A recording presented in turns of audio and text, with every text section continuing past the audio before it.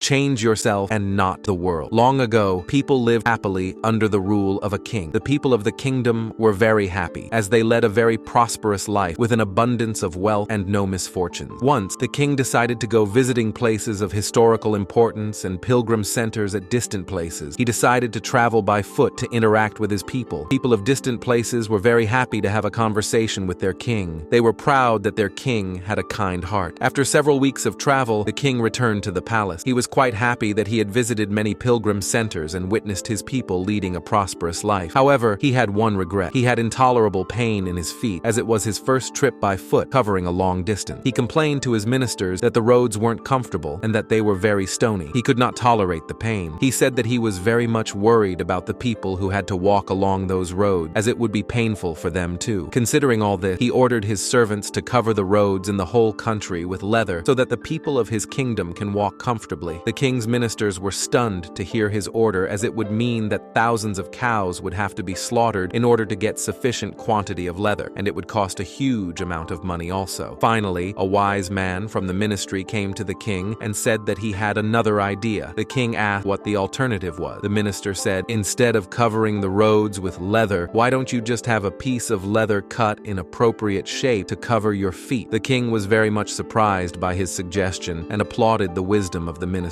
He ordered a pair of leather shoes for himself and requested all his countrymen also to wear shoes. Moral: instead of trying to change the world, we should try to change ourselves.